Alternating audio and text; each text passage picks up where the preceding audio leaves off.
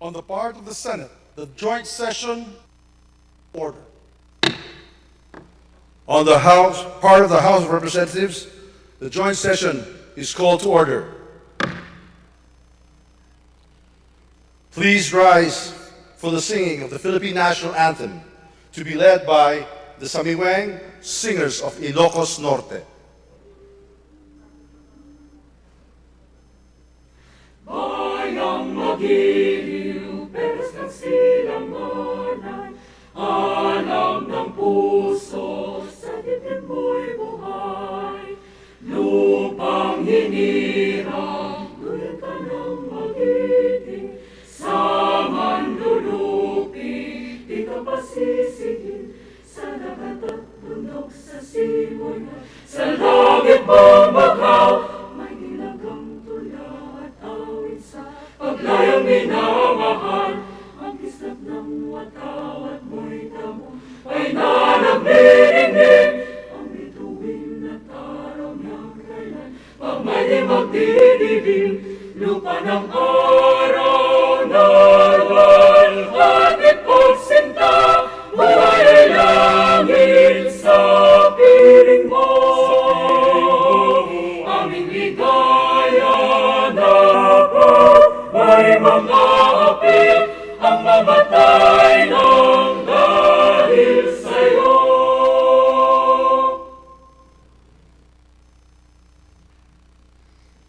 Please remain standing for the nation's prayer.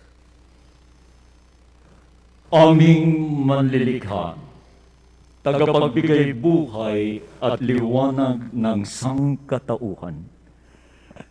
Salamat po sa iyong pagtangkilig at paggabay sa bansang Pilipinas.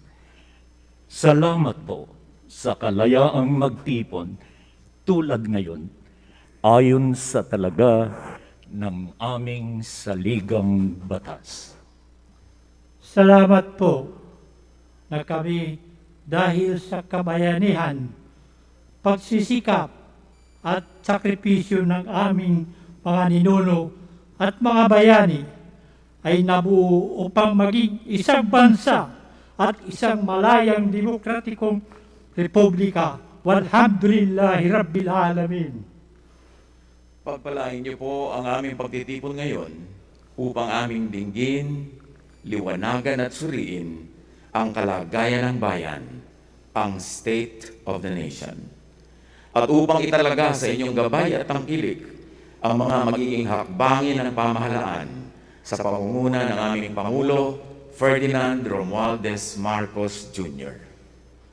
Biyayaan niyo po kami, mga mamamayan at mga namumuno, ng patuloy at tumitibay na pagkakaisa, pagtutulungan at pagmamahalan bilang pagsunod sa inyong mabuti at magandang kalooban. Kasihan niyo po ang aming Pangulo at ang pangkat ng kanyang mga tagapangasiwa, ang aming mga mambabatas, ang aming mga hukom, at ang mga tagapagpairal ng katarungan, ng dalisay at ibayong kaliwanagan, karunungan, katuwiran, at katapatan sa kanilang banal na tungkulin. Patuloy niyo kaming turuan At atangayin kaming lahat na mga mamamayan at mga pinuno tungo sa dakilang pagkakaisa na magbubunga ng ibayong kapayapaan, kaayusan, kaunlaran, kasaganaan, at kasiyahan ng lipunang Pilipino. Magpatuloy po tayo sa personal na panalangin. Mangyaring ang bawat isa ay tahimik na manawagan sa may kapal.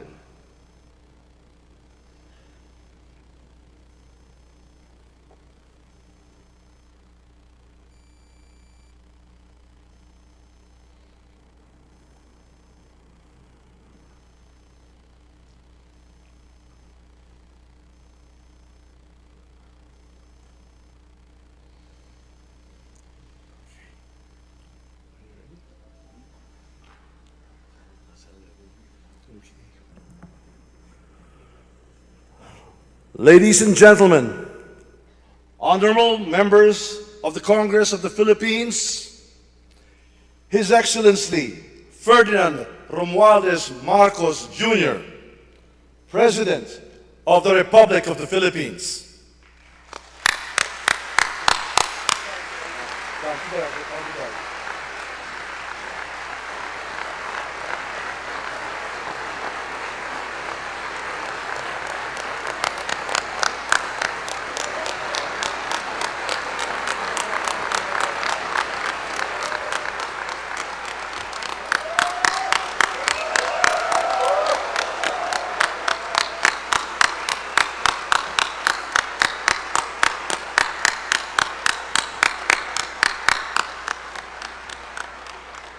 Vice President Sara Zimmerman Duterte, former Presidents Joseph Ejercito Estrada, Gloria Macapagal Arroyo, and Rodrigo Roa Duterte, Senate President Juan Miguel Zubiri, and the honorable members of the Senate, House Speaker Ferdinand Martin Romualdez, and the honorable members of the House of Representatives, Chief Justice Alexander Gesmundo, and the honorable justices of the Supreme Court, the Apostolic Nuncio, Most Reverend Charles John Brown, and the esteemed members of the Diplomatic Corps, the honorable members of the Cabinet, our First Lady, Luis Araneta Marcos, and our children,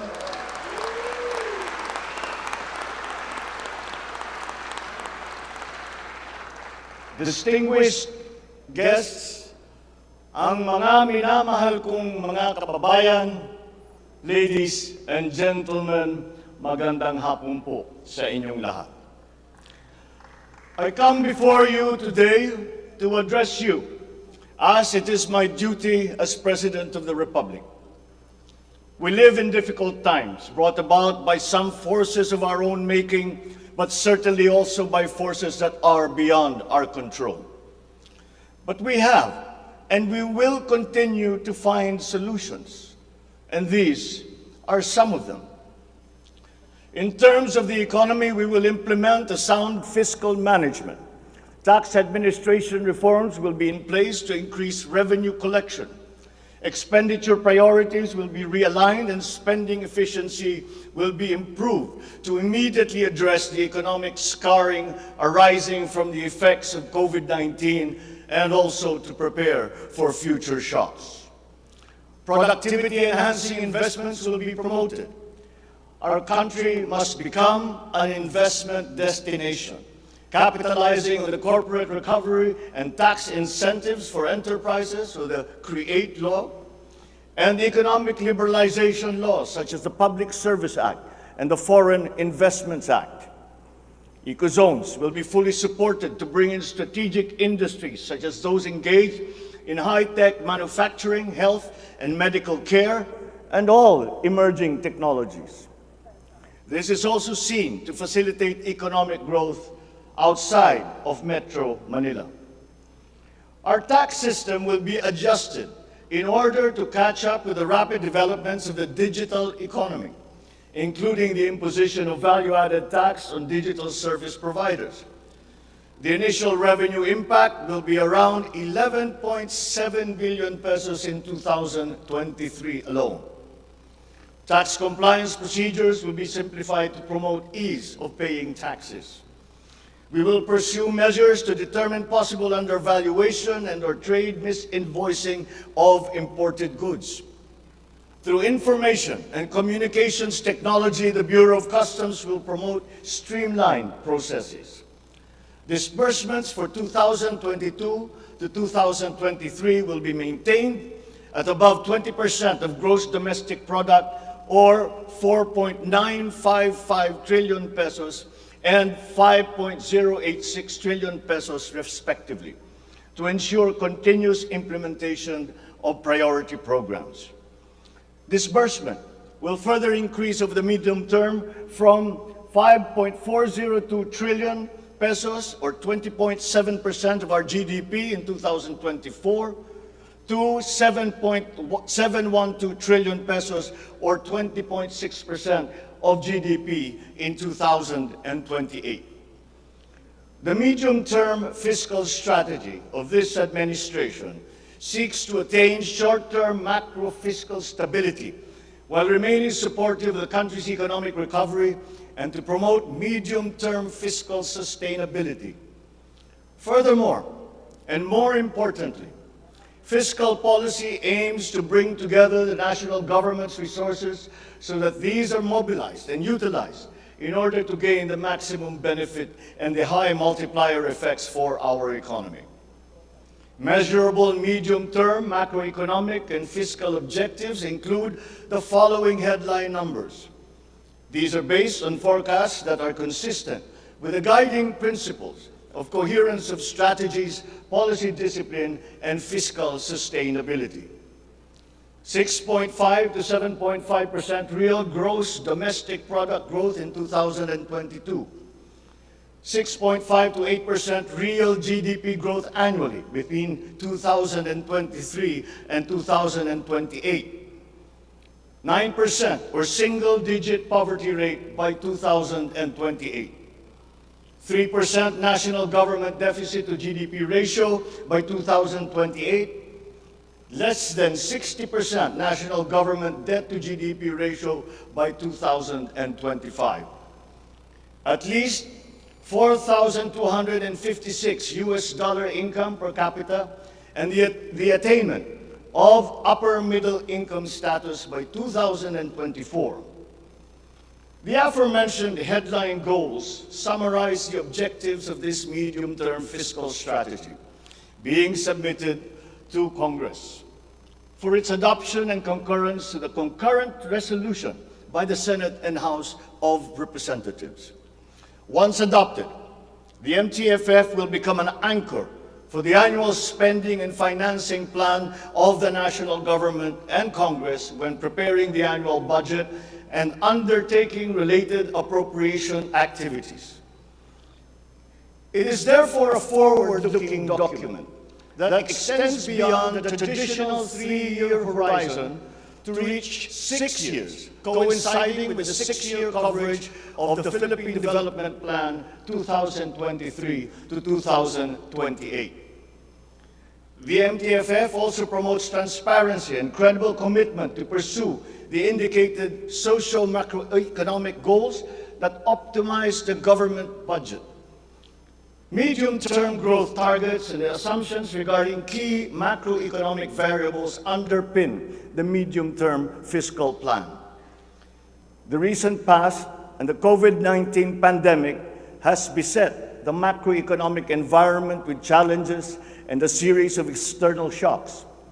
Inflation has accelerated in recent months due largely to significant increases in international prices of oil and other key commodities. Still, the economic growth momentum remains firm, as demonstrated by the strong 2022 first quarter GDP growth at 8.3%.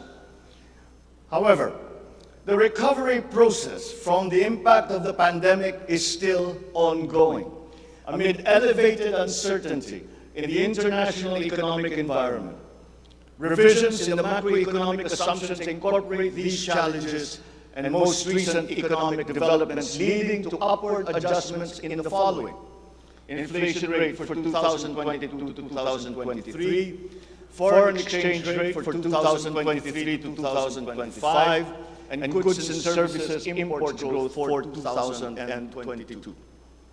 The economy is expected to grow by 6.5 to 7.5% this year as we continue to reopen the economy while considering the recent external developments. In the first quarter alone, GDP saw an increase in household consumption and private investments, along with a robust manufacturing industry, high vaccination rate, improved healthcare capacity, and an upward trend in tourism and employment. This is expected to continue for the rest of the year. The strong economic growth is projected to be sustained and expanded further to 6.5 to 8% from 2023 until 2028. The average inflation for 2022 is projected to range from 4.5 to 5.5%, following the uptick in fuel and food prices as a result of the ongoing Russia-Ukraine conflict and the disrupted supply chains. It is slightly adjusted to 2.5 to 4.5% in 2023 and is seen to return to the target range of 2.0 to 4.0% by 2024 until 2028. Dubai crude oil price is expected to settle at 90 to 110 US dollars per barrel in 2022, 80 to 100 US dollars per barrel in 2023, and 70 to 90 US dollars per barrel from 2024 onwards, as oil supply is expected to catch up and stabilize over the medium term. The Philippine peso is projected to average between 51 to 53 pesos per US dollar in 2022, and 51 to 55 pesos per US dollar from 2023 onwards due to aggressive monetary policy tightening by the US Federal Reserve, market aversion amid the Russian-Ukraine conflict, and again, increased global oil prices. Lastly, exports of goods are expected to grow by 7% in 2022 and 6% from 2023 to 2028. On the other hand, imports of goods are projected to grow by 18% in 2022, 6% in 2023, and 8% from 2024 to 2028. I have instructed NEDA to coordinate other agencies and work on the Philippine Development Plan for 2023-2028 and to submit to me the complete blueprint and progress of its implementation not later than year-end. One of the main drivers of our push for growth and employment will be in the agricultural sector. With regard to food supply, we are confronted by a two-pronged problem. That which will hit us in the short term and that which will hit us in the long term. Tayo ay nahaharap sa mga problemang kagyat nating mararamdaman at mga hamong pangmatagalan. Ang mga suliraning agarang mararamdaman ng ating mga kababayan ay ang posibilidad ng tuloy-tuloy na pagsipa ng presyo ng pagkain at kakulangan sa supply ng ating pagkain. Upang masuportahan ang mabibili para mapanatili ang kanilang purchasing power o kapangyarihan sa pagbili. Isinapinal ng Department of Agriculture ang planong taasan ang produksyon sa susunod na panahon ng pagtanim o planting season sa pamamagitan ng tulong pinansyal at teknikal. Magbibigay tayo ng pautang habang mas ilalapit natin sa sektor ng agrikultura ang hindi gaano mahal na farm inputs na bibilhin na namulto ng gobyerno. Kabilang dito ang abono, pestisidyo, mga pula, feeds, fuel subsidy, at ayuda para sa mga karapat-dapat na benepisyaryo. Para sa pangmatagalang solusyon, itataas natin ang produksyon ng mga kalakal at produktong pang-agrikultura. At para magawa ito, pagtitibayin natin ang tinatawag na value chain na nagsisimula sa mga magsasaka hanggang sa mga namimili. May mga bahagi ng value chain na sa ngayon ay kanya-kanya ang operasyon. Pagtibayin natin ang koordinasyon ng iba't ibang bahagi nito. Ang pagsasaliksik para sa mga makabagong paraan at ng pagtatanim at pag-aalaga ng hayop ay masusing gagabayan ng Department of Agriculture. Ang produksyon ng farm inputs o mga kakailanganin ng mga magsasaka sa pagpapalago ng kanilang sakahan ay ating iaayon sa mga hamong dala ng climate change at global warming. Mahigpit na pagsusuri ang gagawin ng ating mga eksperto tungo dito. Ang mga pautang at financial assistance sa mga magbubukid at mangingisda ay magiging institusyon at patakaran ng aking administrasyon.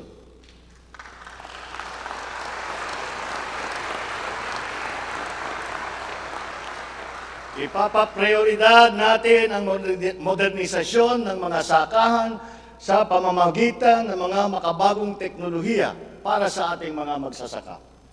Atin palalawakin ang mga palaisdaan, babuyan at manukan. Lahat ng ito gagamitan ng siyensya para tumaas ang produksyong agrikultural.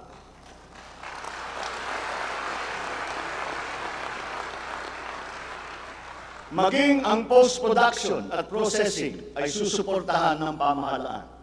Gagawa tayo ng network, national network, ng farm-to-market road upang mas mabilis na mailakbay ang mga magsasaka ang kanilang mga produkto sa mga pamilihan.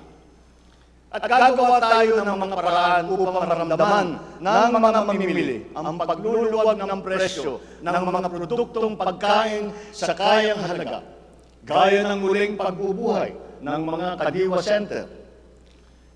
Hindi ito magagawa sa isang araw. Hindi magagawa sa isang buwan o isang taon lamang. Ngunit, kailangan na natin simulaan ngayon.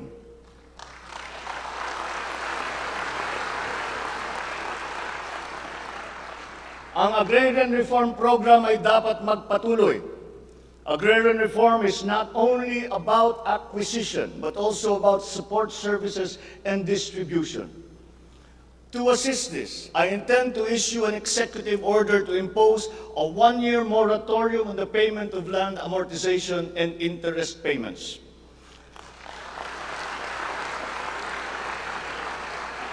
This is included in Republic Act number 11469 or the Bayanihan to Heal as One Act. A moratorium will give the farmers the ability to channel the resources in developing their farms, maximizing their capacity to produce, and propel the growth of our economy.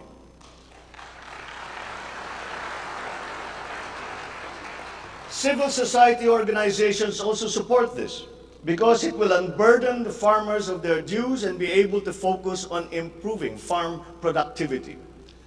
Congress must also pass a law that will emancipate the agrarian reform beneficiaries from the agrarian reform debt burden, thereby amending Section 26 of Republic Act 6657. In this law, the loans of agrarian reform beneficiaries with unpaid amortization and interest shall be condoned.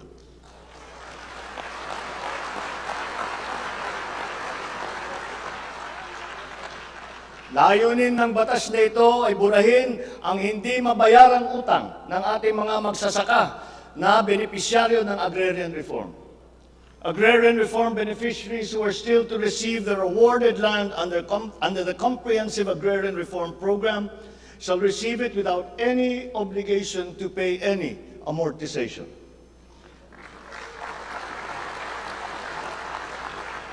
The condonation of the existing agrarian reform loan will cover the amount of 58.125 billion pesos, benefiting 654,000 agrarian reform beneficiaries and involving a total of 1.18 million hectares of awarded lands.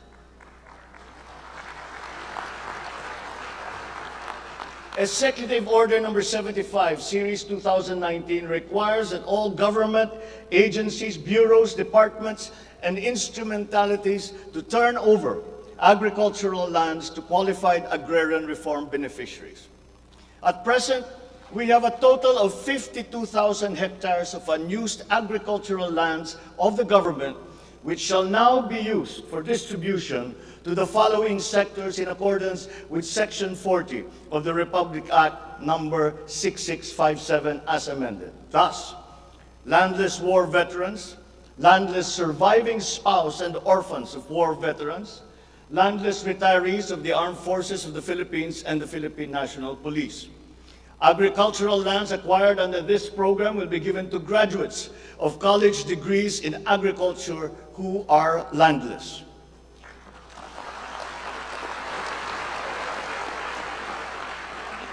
The call of the times is for the infusion of fresh and new blood in the agricultural sector.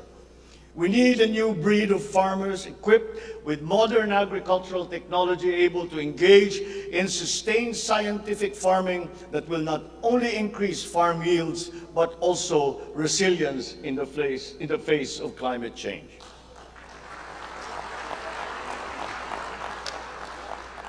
They say that each brand has a story. As for the Filipino brand, ours is deeply rooted in our rich cultural heritage, and the tourism sector plays an invaluable role in the promotion of the Filipino brand.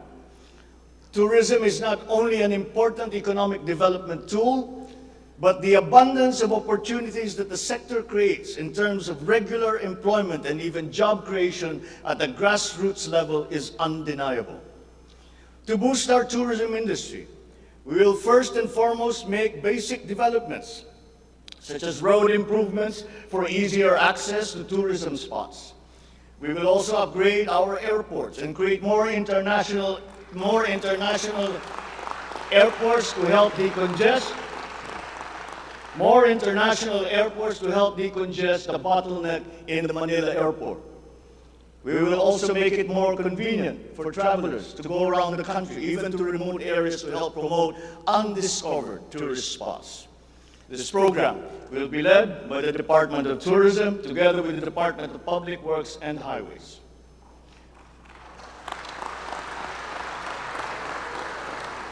To foster the Filipino brand is to spark our sense of pride and reaffirm our strong sense of identity. It is time to welcome the rest of the world with an enhanced Filipino brand that is unique, attractive, and creative. The creativity of the Filipino is truly world-class. We excel in arts and culture, new media, live events, avenues which generate primary and downstream jobs for our creative and talented countrymen. Unfortunately, ang mga hanap buhay na ito ang unang pinadapa ng pandemya at ang pinakahuli namang makabalik sa normal. The creative industry likewise faces many challenges, including workplace conditions, working hours, intellectual property rights, and the welfare of our beloved freelancers who were left vulnerable during the height of the pandemic. We require an institutionalized creative industry that will advance the interest of its stakeholders. Sila na nagbibigay ng kaluluwa at pagkakilala sa ating pagka-Pilipino. Protektahan natin sila.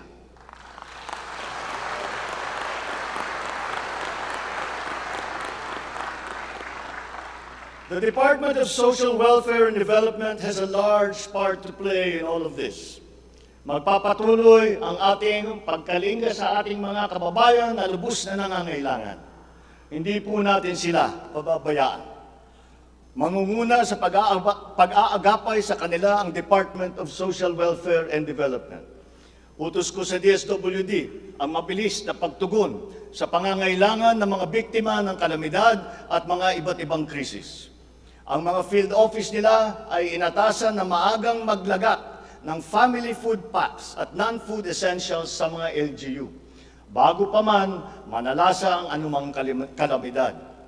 Magdadagdag tayo ng mga operation center, warehouse at imbakan ng relief goods, lalo na sa mga malalayong lugar na mahirap marating. Titiyakin natin na maayos ang koordinasyon ng DSWD at Department of Human Settlements and Urban Development nang sa ganon madali ang pagpatupad ng Emergency Shelter Assistance Program para sa mga biktima ng kahit anong kalamidad.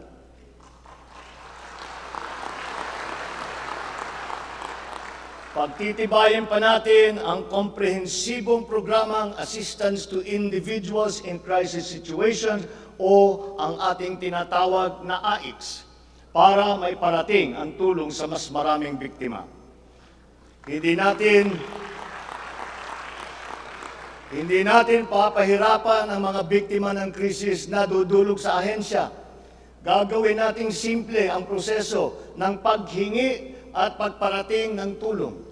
Dahil hindi naman dapat dinadagdagan pa ang hirap ng nararanasan ng ating mga mamamayan.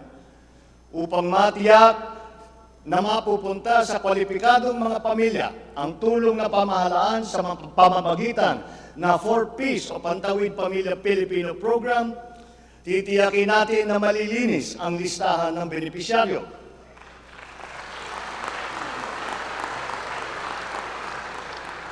Higit na sa 1 milyong pangalan na ang nakapag-graduate na sa listahan. At nagagalak akong mabatid na sila ay nakakatayo na sa kanilang sariling paa. Kaugnay nito ay inutusan ko ang DSWD na pag-ibayuhin pa ang pagrepaso ng listahan upang maitutok ang pamimigay ng sapat na ayuda sa mga lubos na nangangailangang pamilya. Magpapatuloy ang supplemental feeding program para sa mga bata sa Child Development Centers at Supervised Neighborhood Play at lalo pa nating palalawakin sa taong 2023. Hindi rin natin nakakalimutan ang mga solo parents at mga nanay na nahiwalay sa kanilang mga mister dahil sa karahasan. Pagtitibayin natin ang programa sa violence against women and their children. Kabilang na ang counseling para sa mga biktima, katuwang ang ating mga LGU. Tiyakin natin na sapat ang pondo sa halos 70 residential care centers at 7 non-residential care centers para sa vulnerable sectors at persons with disabilities na sumisilong dito. Sa ating sitwasyon ng pangkalusugan, nariyan pa rin ang banta ng COVID-19. Lalo't may mga nadidiskubring bagong variant ng coronavirus. Pero hindi na natin kakayanin ang isa pang lockdown. Wala na tayong gagawing lockdown.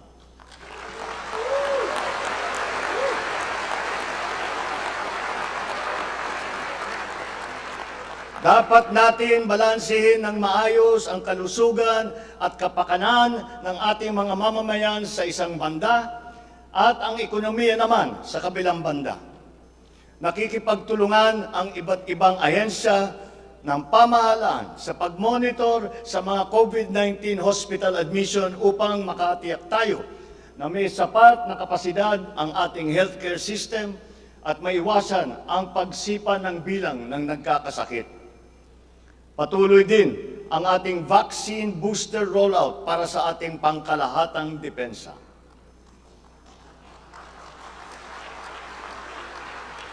Sa ganitong paraan, kahit pa tumaas muli ang bilang ng mga COVID cases, mananatiling mababa ang bilang ng mga maospital at bilang ng mga namamatay. Sa pamamagitan nito, unti-unti rin tayong masasanay na nariyan ang virus, pero hindi na seryoso ang banta sa ating buhay. Iaayon natin ang ating mga health protocols sa kung ano ang ating pangangailangan sa paglipas ng panahon at lalo pang iibayuhin ang kooperasyon kasama ang pribadong sektor upang tumaas pa ang kumpiyansa ng mga mamumunuhan nang sa gayon ay bumalik na tayo sa full capacity, lalo-lalo na ang ating mga negosyo.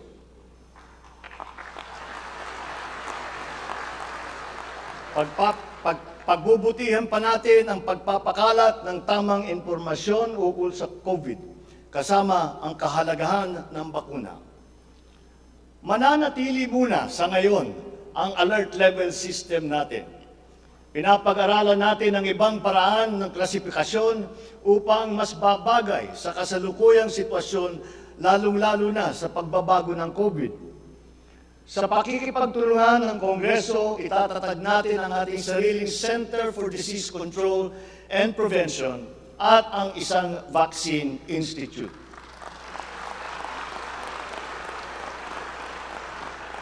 Magtatayo tayo ng dagdag na mga health center at ospital. But beyond the issues that the pandemic has brought, the need for a stronger healthcare system is self-evident. We must bring services, medical services to the people and not wait for them to come to our hospitals and healthcare centers. Napakinabangan natin ang gusto ang malalaking specialty hospital gaya ng Heart Center, Lung Center, Children's Hospital at National Kidney and Transplant Institute. Kaya maliwanag na hindi lang dapat dito sa National Capital Region kundi maging sa ibang parte ng bansa.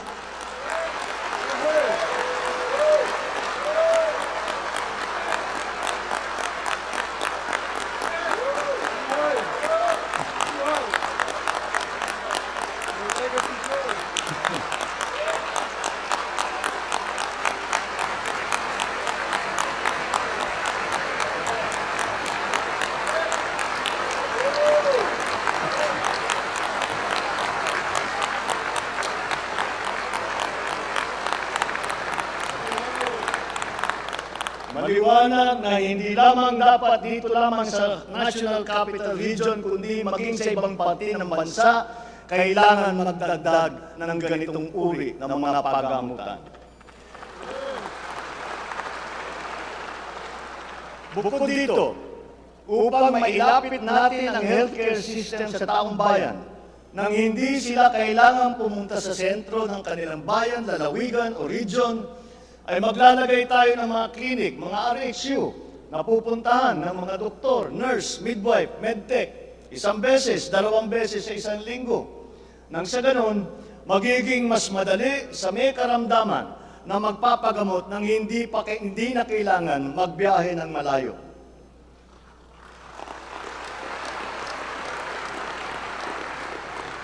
One of the cornerstones of a strong healthcare system is the provision of competent and efficient medical professionals.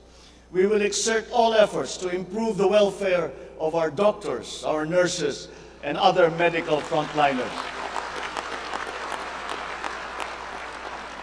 Dapat din tayong magkaroon ng sapat na supply ng gamot na kinakailangan sa pang-araw-araw ng ating mga mamamayan. Sinimulan ko na ang pakikipag-usap sa mga kumpanya ng gamot dito sa Pilipinas at sa ibang bansa. Hinihikayat natin na buksan nila ang merkado upang bumaba ang presyo ng gamot.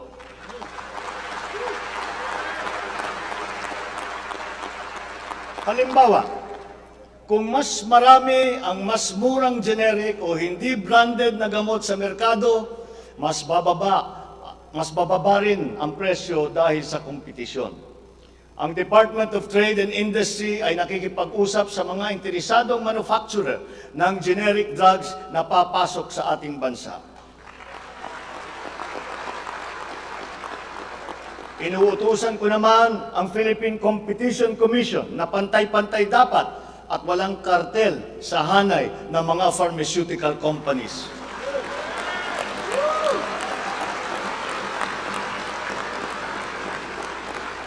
Dahil kapag bukas ang merkado, bababa ang presyo ng gamot para mapakinabangan ng ating mga mamamayan.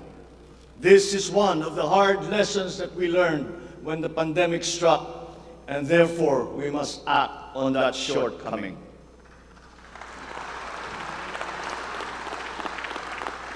In the educational sector, I believe it is time for our children to return to full face-to-face classes once again.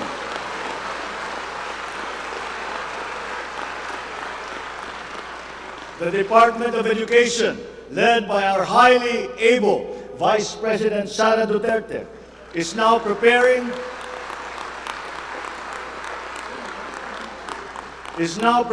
for its implementation in the upcoming school year, with utmost consideration for the safety of students as we are still in the middle of the COVID-19 pandemic.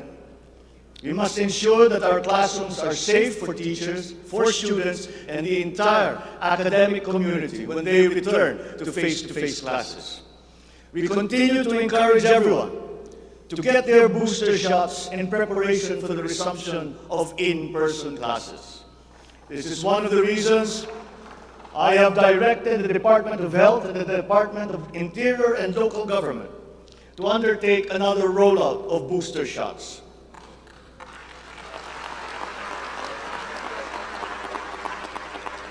The condition and availability of schoolrooms for our students must also be addressed again, in coordination with the Department of Public Works and Highways. Though some complications have arisen over the question of repair of school buildings in relation to the Mandanas-Garcia ruling, this will be ironed out. We have been in discussion with local government leaders, governors, and mayors in the last few weeks to determine with the LGUs what is actually practicable, what functions belong to the LGUs, and what belong to the national government. There have also been lengthy discussions on the continuation and viability of the K-12 school system. We are giving this careful review, and all necessary inputs and points of view are now being considered. In the longer term, we are instituting a program of refresher courses and retrainings for our teachers so they can stay abreast of the rapid growth in technology, especially in this post-pandemic world. As for the horror stories that we have heard about the poor quality of educational materials and supplies that are being given to our schools, this must end.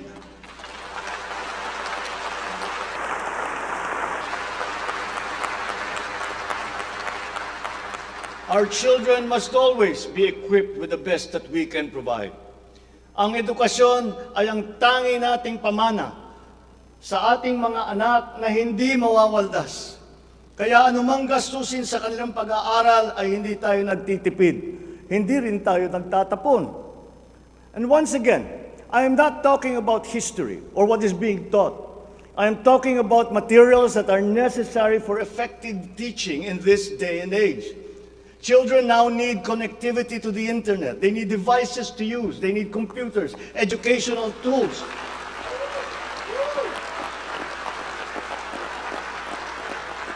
So that they might participate fully in the digital community here and abroad. We must do better in the international rankings, especially when it comes to the so-called STEM subjects: science, technology, engineering, and mathematics. These skills, this knowledge, are necessary for our young people to be able to compete in a highly technological and competitive world. The raw talent is there in our young people. It is up to our educational system to develop and to refine that great pool of talent.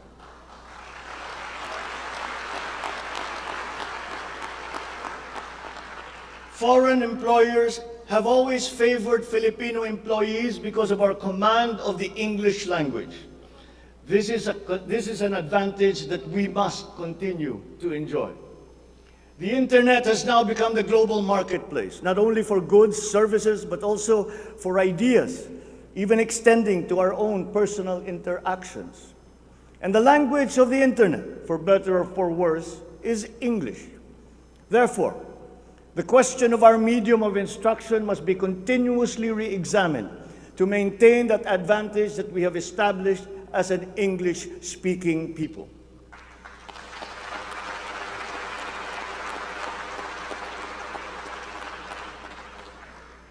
On a related subject, we are entering an age of exponential adoption of technology. It is the fourth industrial revolution. This will be characterized by the infusion of technology into almost every facet of our lives. Breakthrough technologies in the areas of quantum computing, artificial intelligence, nanotechnologies, the Internet of Things, robotics, self-driving electric vehicles, 3D printing, virtual and augmented realities, among others, that will radically transform the way business is done. The scale and the speed at which these innovations are introduced universally into our everyday lives and activities is unprecedented in our recorded history. We cannot stand idly by.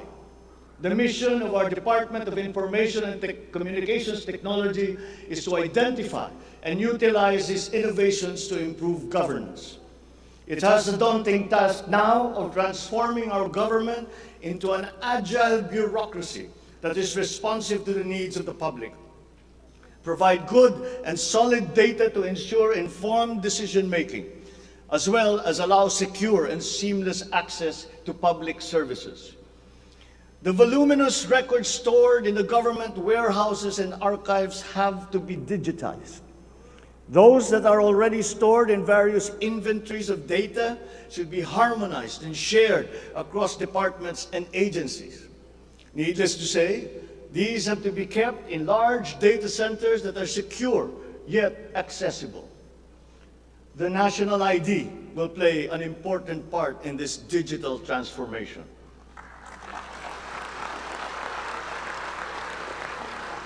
For citizens to be able to seamlessly transact with government, their identity must be easily verifiable. We expect to issue 30 million physical IDs and 20 million digital IDs by the end of this year. The target is to accomplish the issuance of about 92 million IDs by the middle of next year. As the world moves into rapid digitalization, the digital divide will become more pronounced. The depth and breadth at which these technologies will be transformative in our lives is fully expected. This will open new opportunities for the creation of wealth, but will also likely create inequalities. Hence, universal connectivity will be a vital component in order to ensure that no citizen is left behind.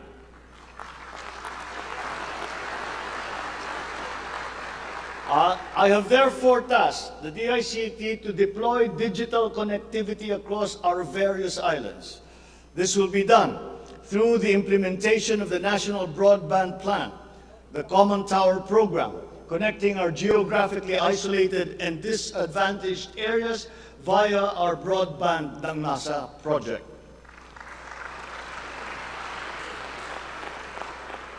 All relevant modes of digital transport should be utilized. These may be through a combination of terrestrial or submarine fiber optics, wireless, and even satellite technology. As our Public Service Act has opened the doors and removed the restrictions on foreign investment, we foresee an increase in direct investment of overseas players. This will translate into better quality, availability, and affordability of telecommunication services all over the country.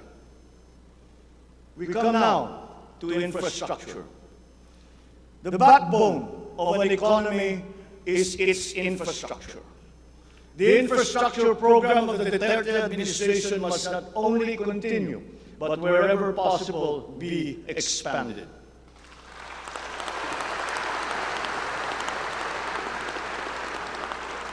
We shall confidently build on this firm foundation established by my predecessor, as it is in building an edifice.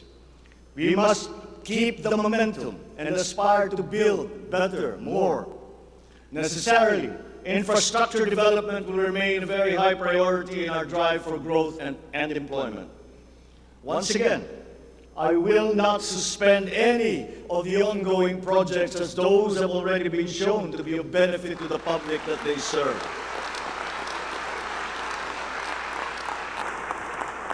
We will continue to study the proposals that have been made.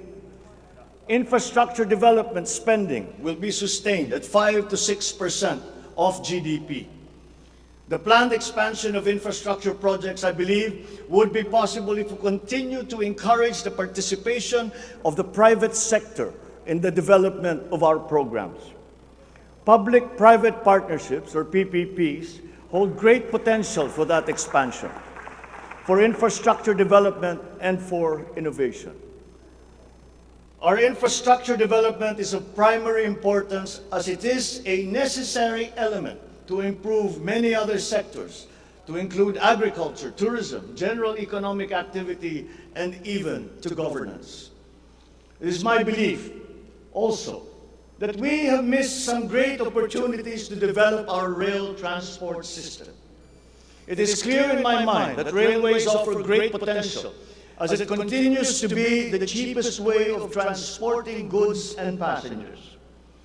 We can build upon already existing lines by modernizing these old railway systems. There are dozens of railway projects on the ground, above the ground, below ground, not just in Manila, but in other regions, at various stages of implementation and with a combined cost of 1.9 trillion pesos. This administration is committed to finish building the current portfolio of investments, approved railway projects such as the North-South Commuter Railway System, the 33-kilometer Metro Manila Subway Project, the 147-kilometer North-South Commuter Railway System, the 12-kilometer LRT-1 Cavite Extension,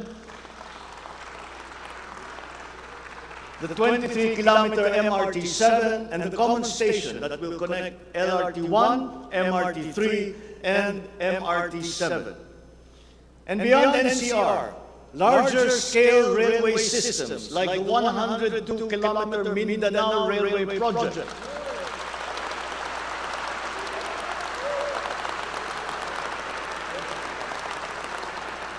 the Panay Railway Project, and the Cebu Railway System will be integrated as a vital part of our transport and communication systems. We will also continue to improve our roads and transportation systems in key cities throughout the country through various projects, such as the Cebu Bus Rapid Transit, Davao High Priority Bus System, Ilocos Norte Transportation Hub, the El Nido Transport Terminal. My order to the Department of Transportation, or DOTR, is really very simple. Full speed ahead.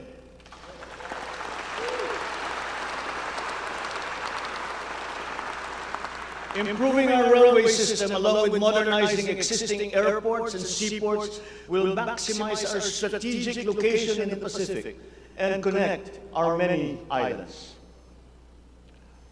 A key sector in our transformation plans is that of energy. Another fundamental requirement for growth and increased employment will be the availability of cheap, reliable energy. This even comes under the category of ease of doing business. If we are to attract investors, both local and foreign, to set up shop here in the Philippines. At present, our demand for energy far exceeds our reliable supply. We must increase the level of energy production. We must look at every possible option that would be appropriate for the Philippine situation. There is some room to expand our present power supply through existing power sources, but this is only to a very limited extent. We must build new power plants.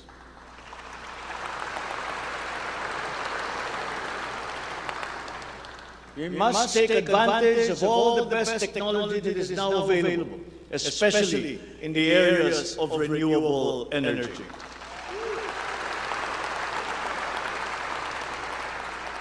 Our search for new power sources should always be with an eye to improving the mix of the energy supply between traditional and renewable sources. The technology on renewable energy is progressing rapidly, and many of these technologies are appropriate for the Philippines. We have already begun windmill power. We are now expanding very quickly our solar power production. For both offshore and onshore wind turbines, for example, the World Bank has calculated that there is a potential for 255 gigawatts by the year of 2030. Solar power has steadily increased its efficiency in converting sunlight to electrical power, which is particularly attractive for the Philippines. Because unlike wind power, solar power is practical almost everywhere in the Philippines all year round. In the move to lowering our carbon footprint caused by energy production, our advancement to renewables will have a lead time. In the interim, natural gas will hold the key. We will provide investment incentives by clarifying the uncertain policy in upstream gas, particularly in the area close to Malampaya. This requires clarification of the processes and review of service contracts policy. I believe that it is time also to re-examine our strategy towards building nuclear power plants in the Philippines.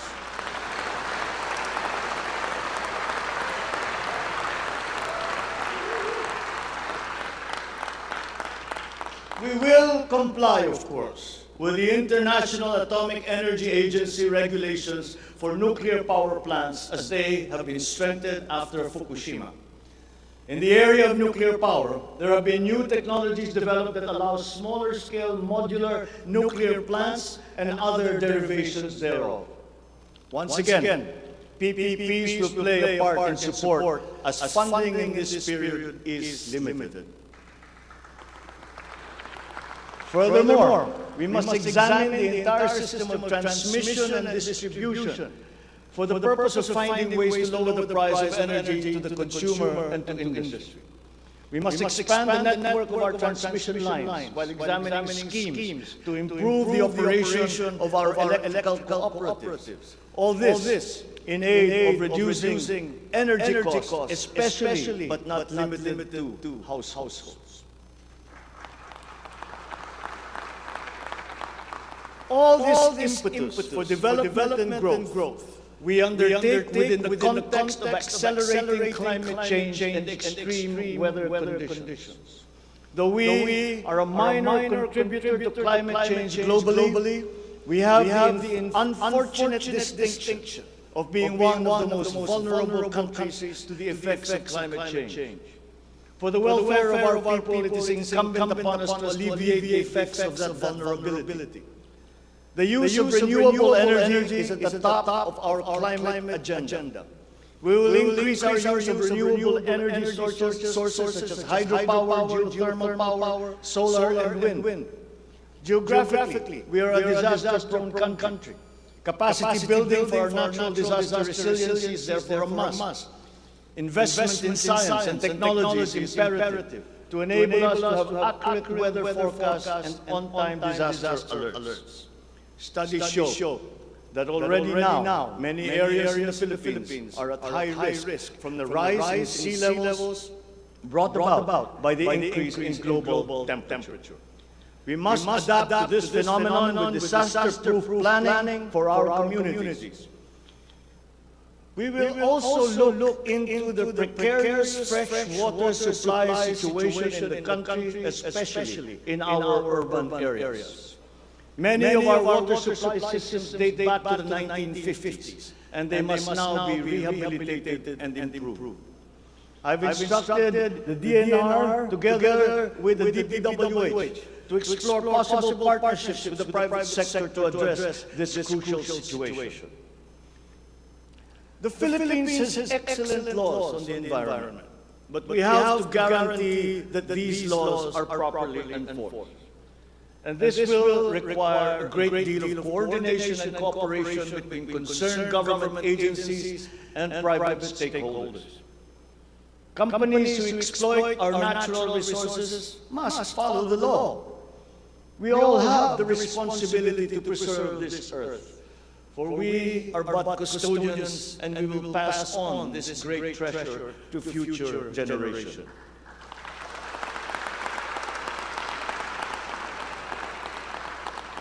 There is no question that the preservation of the environment is the preservation of life.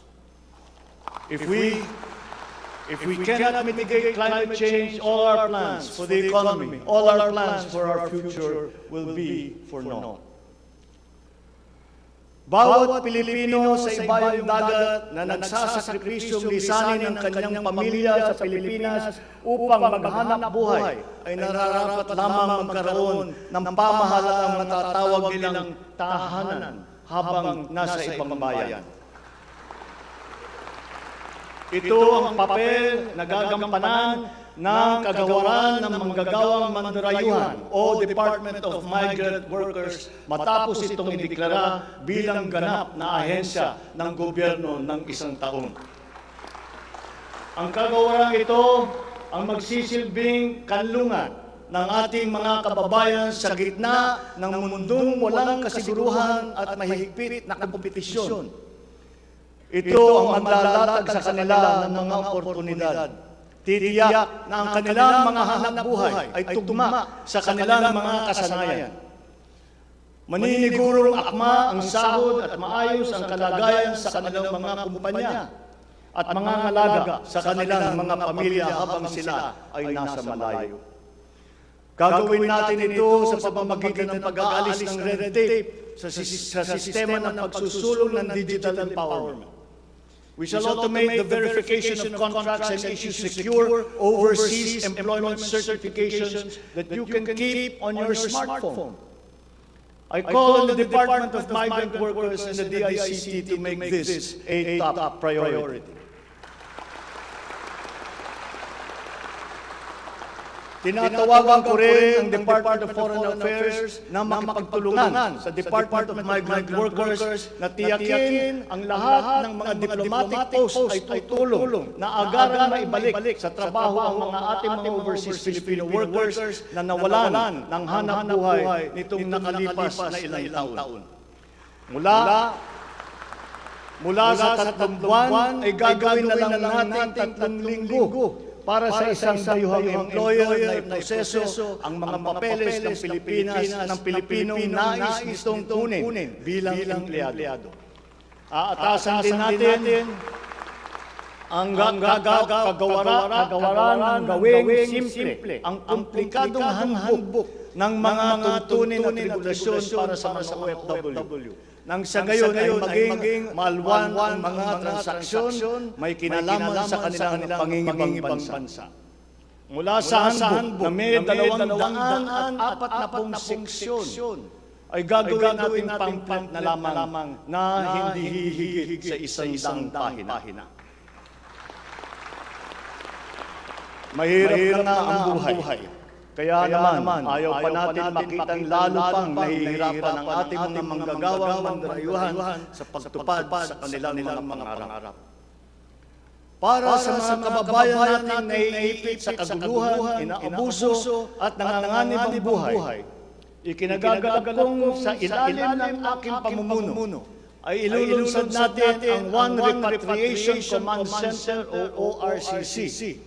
Ilalaan natin ang isang social media platform ng Department of Migrant Workers at ang hotline upang matulungan agad at maligtas sila mula sa masigit na kapahamakan. Noon, nangungutang pa ang isang ina ng bawat OFW upang sumakay ng barko para pumunta sa Maynila at mga tok sa iba't ibang ahensya para mapauwi ang anak na inaapi. Ngayon, kami na ang tatawag sa mga magulang ng OFW para sabihin sa kanila ang petsa kung kailan nila mayayakap at makakapiling ang kanilang mga anak.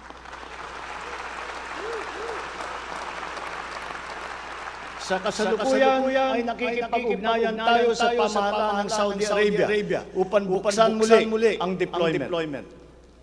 Kaya natin at gagawin natin ang makipagnegosasyon na mabigyan ng ating mga kababayan doon ng tamang pasahod at mapangalagaan ang kanilang karapatan at kapakanan. Muli natin patibayin ang respeto at pagkakaibigan ng ating dalawang bansa tulad ng namamagitan sa ating ama sa kanilang hari. Sa mga susunod na buwan ay magtutungo si Secretary Susan Office sa Saudi Arabia upang tiyakin na may sapat na puwersang magsisiguro na mabubuksan muli ang empleyo sa bansa. At para maisulong ang ating kampanya laban sa human trafficking. Ngayon, para naman sa mga anak na naiiwan sa Pilipinas, titiyakin ng Department of Migrant Workers sa pamamagitan ng OWA na sila ay maipapasok sa magagandang paaralan, magtuturo sa kanila ng financial literacy, mental wellness, sports, sining, kultura. Ito ay mangyayari sa pakikipagtulungan ng iba't ibang ahensya ng pamahalaan. Alagaan natin ang kabataang Pilipino sapagkat sila ang kinabukasan ng ating inang bayan.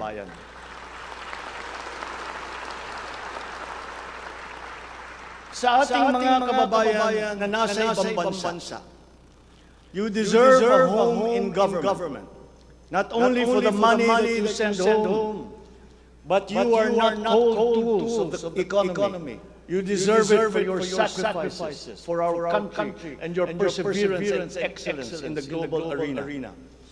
You OFWs represent the fighting faith of the Filipinos as a nation and as a people.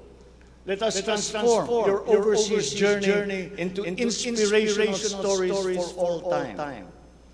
Thanks to you, our dear legislators, and of course to the man every OFW now refers to as their tatay, President Rodrigo Duterte.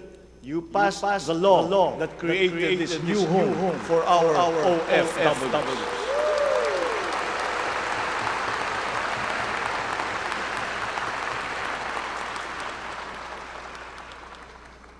On the area of foreign policy, I will not preside over any process that will abandon even one square inch of territory of the Republic of the Philippines to any foreign power.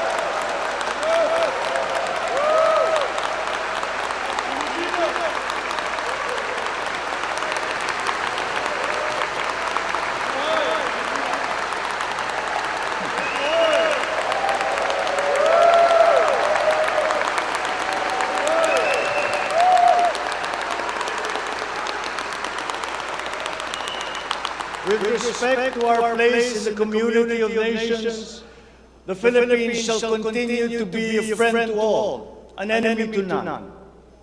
The Philippines has always been open and welcoming to all our foreign friends and visitors. That is our worldview. That is our culture. But let me be clear. We are very jealous of all that is Filipino.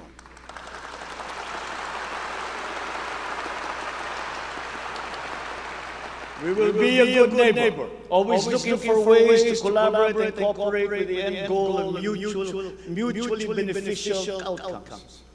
If we agree, we will cooperate and we will work together. And if we differ, let us talk some more until we develop a consensus. After all, that is the Filipino way. But we will not waver. We will stand firm in our independent foreign policy with the national interest as our primordial guide.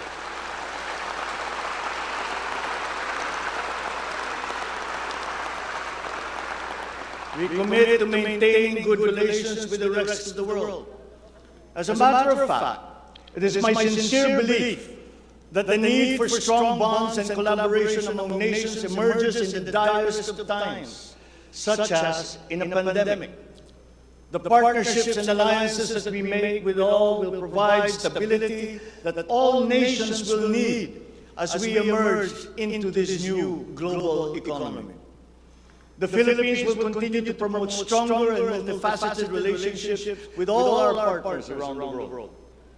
We are in fact grateful for the messages of support and offers of help that we have received from many of our friends in the international community. This has been communicated to us through the different envoys and ambassadors here in the Philippines. Such strong relationships can only be beneficial to all involved. As I am here today addressing the legislature, allow me now to propose legislation that we would like to pass in support of these programs. One, National Government Right-Sizing Program, a reform mechanism that seeks to enhance the government's institutional capacity to perform its mandate and to provide vital services while ensuring optimal and efficient use of resources. Compared to previous government reorganization efforts, the NGRP will entail a comprehensive strategic review of the functions, operations, organization, systems, and processes of the different agencies, and massive and transformational initiatives in agencies concerned, such as mergers, consolidation, splitting, transfer, and even the abolition of some offices. The right-sizing efforts will also involve the conduct of a comprehensive strategic review of functions, programs, and projects that will cut across various agencies. Number two, a budget modernization bill This seeks to institutionalize a cash-based budgeting system under Executive Order number 991, Series 2019, to strengthen fiscal discipline in the allocation and use of budget resources by ensuring that every peso budgeted by the government would lead to the actual delivery of programs and projects. The full implementation of the CBS is timely and vital as the government executes response and recovery plans post-pandemic. Number 3, Tax Package 3 Valuation Reform Bill. This bill provides for the establishment of real property values and valuation standards across the country, and B, the development of real property information system that provides for the database of all real property transactions and declarations in the country. Number 4, Passive Income and Financial Intermediary Taxation Act. This seeks to reform the taxation of capital income and financial services by redesigning the financial sector taxation into simpler, fairer, more efficient, and a revenue-neutral tax system. It also represents to adopt a regionally competitive tax system. Number 5, E-Government Act, which provides for the establishment of the E-Government Master Plan, which shall cover all e-government services and processes.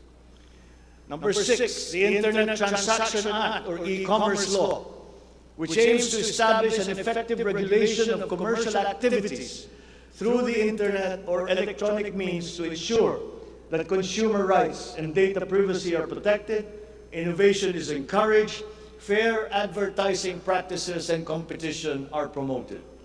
Online transactions are secured, intellectual property rights are protected, and product standards and safety are observed. Number 7, Government Financial Institutions Unified Initiatives to Distressed Enterprises for Economic Recovery. This seeks to provide financial assistance to distressed enterprises critical to economic recovery through programs and initiatives to be implemented by the Land Bank of the Philippines, the Development Bank of the Philippines, and the Philippine Guarantee Corporation for purposes of addressing liquidity or solvency problems of MSMEs and strategically important industries to encourage their continued operation and maintain employment. Number 8, the establishment of a Medical Reserve Corps. Establishes a Medical Reserve Corps under the Health and Emergency Management Bureau of the DOH. The MRC shall be composed of licensed physicians, medical students who have completed their 4 years of medical courses, graduates of medicine, registered nurses, licensed allied health professionals.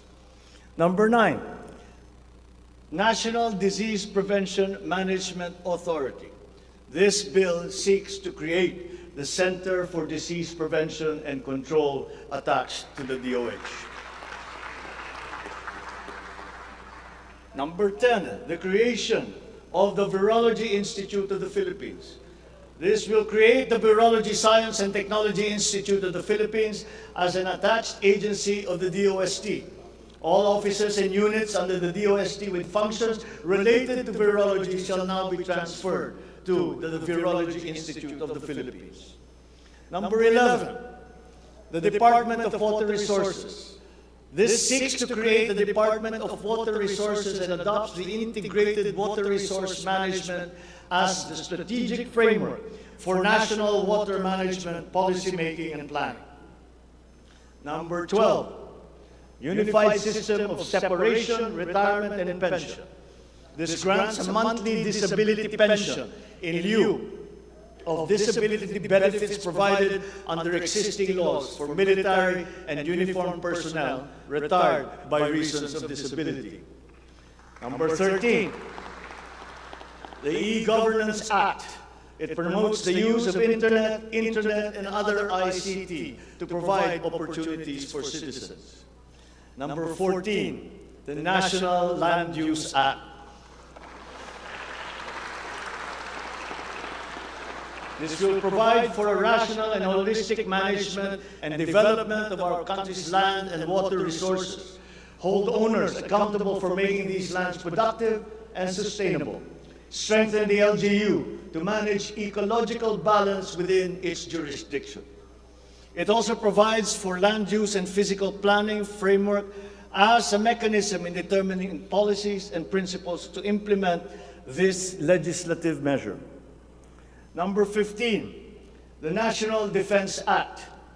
This seeks to amend the antiquated National Defense Act of 1935 to provide for a change in the military structure of the armed forces of the Philippines that is more responsive to current and future non-conventional security threats to the country's territorial integrity and national sovereignty.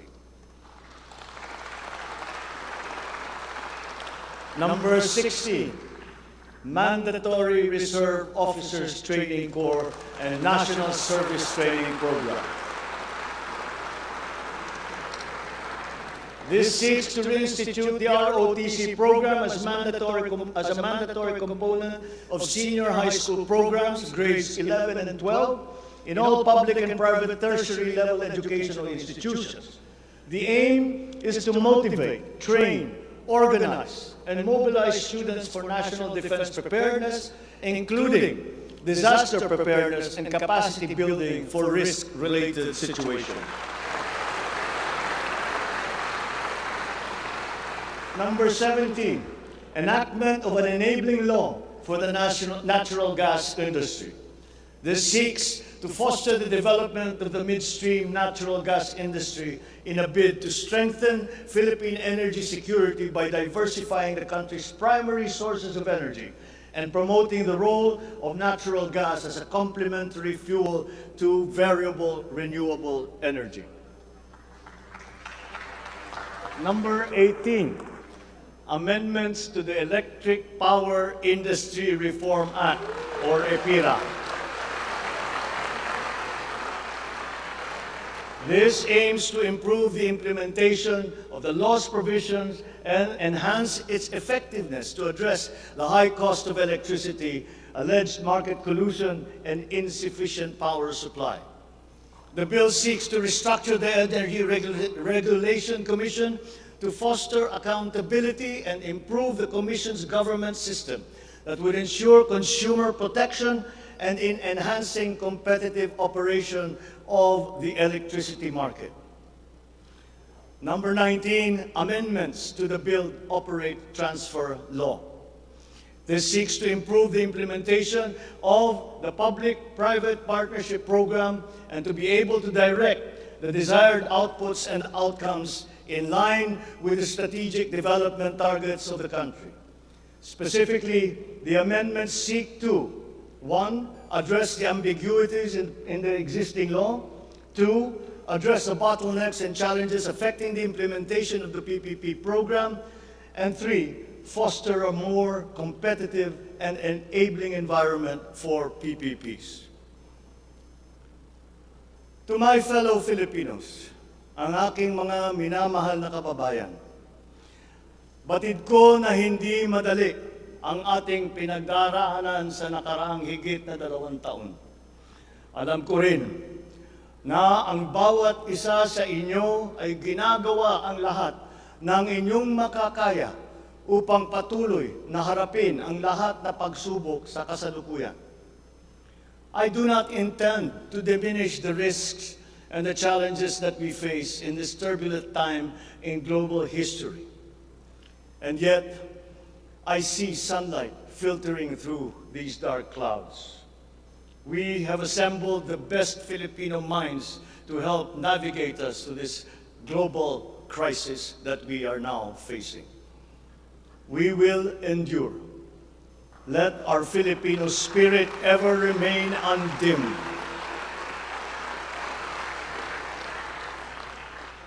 I know this in my mind. I know it in my heart. I know it in my very soul. The state of the nation is sound.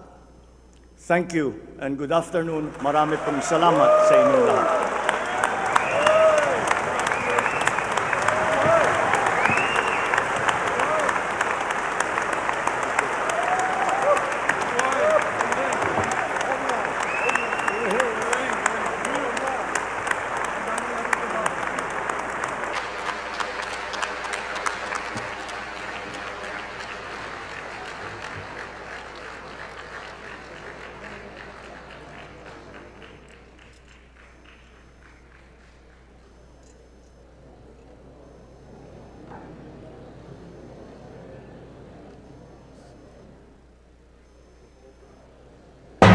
Ito ang RPN, Radio Philippines Network, DXKT 1071 sa inyong mga radyo, ang Radyo Ronda sa Davao.